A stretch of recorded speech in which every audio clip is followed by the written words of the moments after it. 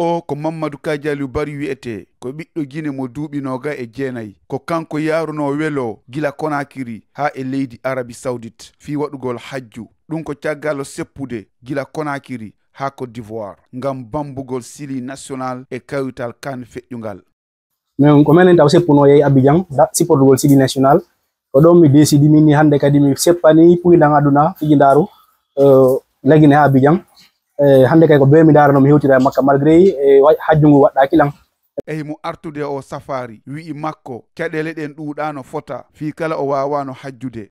e nder balɗe 7 tawi mi hewtoyi Zérikore imagine nder balɗe 20 tawi mi hewtoyi Lagos Nigeria ɗum ɗon fof ko vélo on non balɗe 20 tawi mi hewtoyi Abuja capital Nigeria on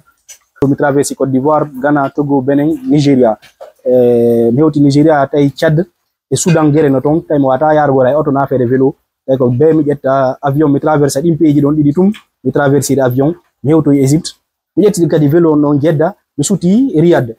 mi rewti Makka mi feƴƴi Makka ɗon mi yehi Riyad ɗum ko près de 1000 km mo ɓuri ɗo e Conakry Zérikore donc ko ɗum ɗon fof kadi ko désert Allah waɗi kadi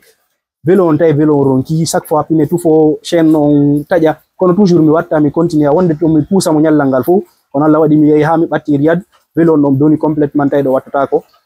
ñamugol sonjallan ko lawol parce que ɗon koko Google Maps mo no utiliser fi andugol lawol ngol ɗon mi calculta village ɗi no woɗɗodiri no ma ville ji ko à travers ɗum mi soda ñamete an on beru o ñallal ngal mi ñama mi soda ndiyam mi voyage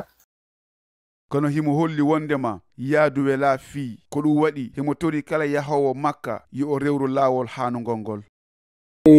financement on no ɗuuɗi si tawi on ti ala ko wallito ɗum aray sonja no wodi hay ni musidɗo men no ƴettino vélo fokkiti Égypte jangugol égyptien ɓe yiltimo ko aéroport ɓe naɓɓirimo Éthiopie o ƴetti ɗon kadi joni mo yarde Afrique du Sud ɓe nangimo ko frontiére ɗum ɓenni ko terroriste ɓe sokkimo to gila ko suumaye ko ñanden ɗo o yalti donc sécurité ala e peeji ɗin alhamdulillah on ti wawi feƴƴude hewtoya toon kono lan andi komi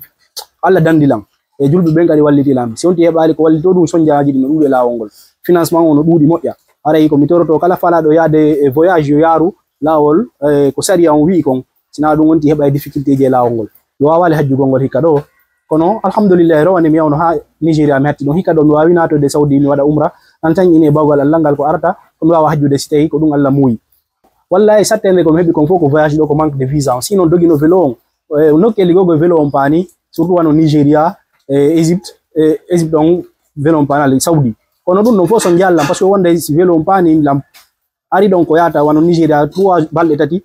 gila bimbe hakkike mi pousse vélo on tawi kadi ko région pelle ɗe no ɗuuɗi no yawa hakkunde kindi mamum ko ɗum ɗon fof mi dérange allan ko sonjilan ko fof ko angal visa on ɓay ko ɗum ɗon kalunolan Nigeria rowani mi wawali feƴƴode mi nata Makka hikka ɗo mi naati ɗon kadi mi heɓali no mi hajjira donc manque de visa on sonjilan tigi tigi haray o suka hino wondi e miijo yahugol e nde hitande arore ɗo kadi ngam yo waw hajjugol